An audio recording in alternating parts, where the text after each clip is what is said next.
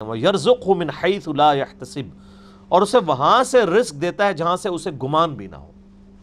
ہائے ہائے ہائے، رزق میں صرف دنیاوی جو ہم مال دولت اس کو ایک رزق سمجھتے ہیں، یہ ایک رزق کا بالکل چھوٹا سا ٹوٹا ہے۔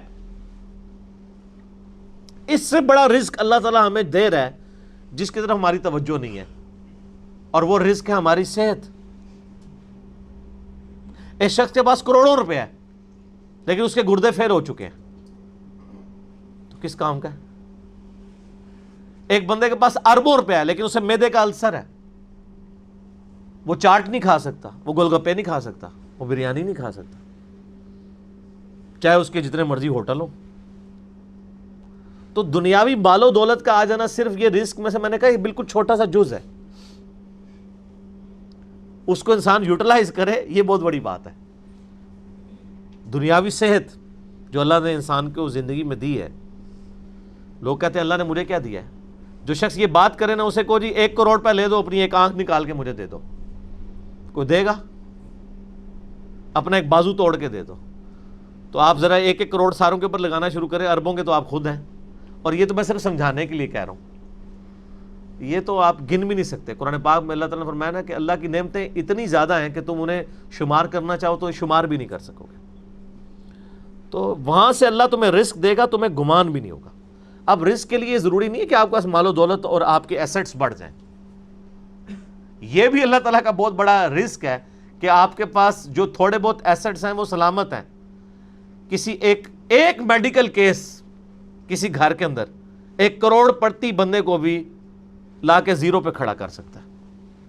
آپ کی زندگی میں کئی ایسے کیسز ہوئے ہوں گے، جدادیں تک بک جاتی ہیں۔ وہ مجھے واصف علی واصف صاحب کی بات یاد آ گئی، وہ کہتے ہیں میں وہ مسجد میں بیٹھا ہوا تھا تو ایک بندے کو میں نے دیکھا کہ وہ دعا مانگ رہا ہے کہ یا اللہ 25 سال پہلے جو میں نے دعا تجھ سے کی تھی وہ واپس لے لے، بس یہ دعا کر رہا ہے۔ کہتے ہیں وہ فارغ ہوا تو میں نے اس سے پوچھا کیا ہوا؟ اس نے کہا جی 25 سال پہلے میں نے اللہ سے رو رو کے ایک بیٹا مانگا تھا، میری بیٹیاں ہی تھی صرف، اور وہ بیٹا میرے گاٹے فٹ ہو گیا، یعنی وہ نشے میں مبتلا ہو گیا، سارا گھر کا مال اس نے بیچ دیا، مجھے کنگال کر دیا، تو میں اللہ سے کہہ رہا ہوں یا اللہ یہ اولاد واپس ہی لے لے۔ تو یہ بھی تو ہو سکتا ہے نا۔ سورہ توبہ میں آتا ہے، اللہ طرف آتا ہے اپنے جو فاسق و فاجر لوگوں کے بارے میں کہ اللہ تعالیٰ چاہتا ہے کہ ان کی اولاد کو ہی ان کے لیے عذاب بنا دے۔ اولاد بھی عذاب بن سکتی ہے، اس لیے ہمیں دعا کیا سکھائی گئی ہے؟ ربنا ھب لنا من ازواجنا وذریاتنا قرۃ اعین واجعلنا للمتقین اماما۔ اے اللہ ہماری بیویوں اور ہماری اولاد میں آنکھوں کی ٹھنڈک بنا اور ہمیں پرہیزگاروں کا امام بنا، ہماری آنے والی نسلیں پرہیزگار ہوں، ورنہ یہ تو مصیبت بھی گلے پڑ سکتی ہے۔ تو ایک میڈیکل کیس آپ کو کہاں سے کہاں لے کے جا سکتا ہے، ایک بچے کا نافرمان ہونا آپ کو کہاں سے کہاں لے کے جا سکتا ہے، اور اس سے بڑی ناکامی تو آخرت کی ناکامی ہے۔ ایسا بچہ بھی ہو سکتا ہے کہ جو آپ کی دنیا تو برباد نہ کرے لیکن آخرت برباد کر دے، اس کی وجہ سے آپ گناہوں میں مبتلا ہو جائے۔ تو یہ بھی رزق کی ایک فارم ہے۔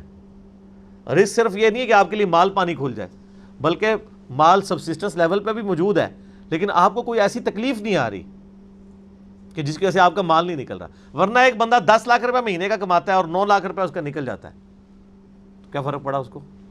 اس نے کون سا ایسٹ بنا لی ہے؟